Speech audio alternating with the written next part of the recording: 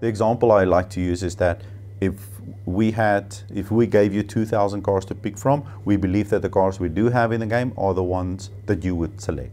They're the ones that matter. They're the ones that are in some form or fashion significant, either in motorsports or as a supercar. They are cars that matter. They're the cars that people would favor if they could select, if they were to select from a large amount of cars. So our focus is always on getting the cars that matter, getting the tracks that matter. Most of the tracks that we have in the game are all tracks that are significant in some form of motorsport. And some of them, of course, are just tracks that we put in there because they're spectacular and beautiful. And people sometimes just love to take, especially now that we have very good VR support, some people love just taking a nice performance car out on a point-to-point coastal highway and just cruising and just enjoying the scenery and the feel of the cars and all that. So yeah, for us it's about, we're a motorsport simulator. Project Cars as a franchise is all about being a motorsport simulator. We simulate the experience of what it is like to be a driver in the motorsports world. And so it doesn't make any sense for us to add content that doesn't fit into that context. So that's why our focus is on the quality of the content that we add. Now, we obviously with Project Cars 1, it was our first outing with this franchise, and we had a bit of a challenge to get some of the manufacturers and tracks signed up because, you know, we were an unknown entity and they didn't really. But now with because Project Cars 1 did really well, it gave us more of, how can I say, not muscle, but more of a, we're a force to be reckoned with and being recognized by these license owners. So at least we were able to approach them, and of course, because we have more backing, we were able to attain more licenses that we didn't have the first time around. So with Project Cars 2, we've added another bunch of significant racetracks from around the world, and we've added a bunch of significant new manufacturers.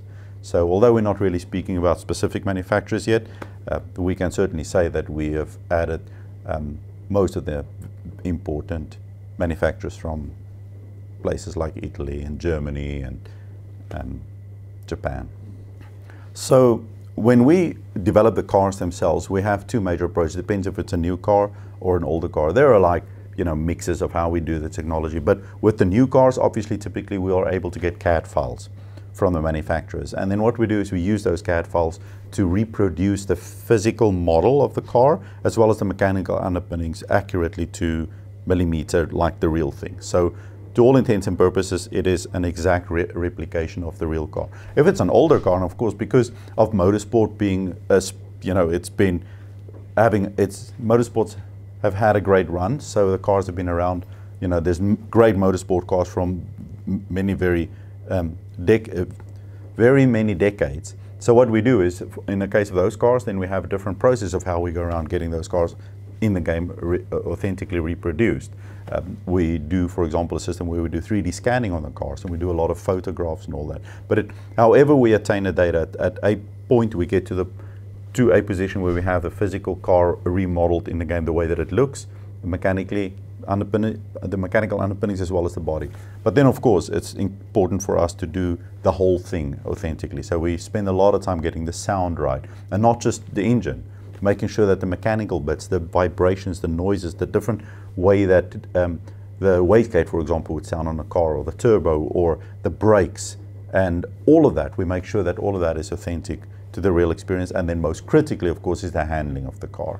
The tire models, the sort of compound that's available for that specific model. We go into very, very, very deep detail on accurately remodeling every single tire down, you know, all the way from the carcass, the way that it flexes, the way that the grip on the tire compound works, different types of grit. We just in Project Cars 2 now we added a new bit of technology that is a rip grip, which effectively simulates what happens when the rubber starts tearing as the tire slips across the road. So we accurately model that as well. And that has been one of the significant improvements in our handling in Project Cars 2 when you do go over the edge, when you push the car too far and it starts slipping.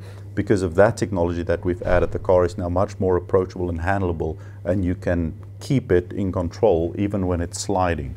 So this is our approach on how we get to the point of where we completely accurately simulate the whole thing, the visuals, the audio, and the handling of the car.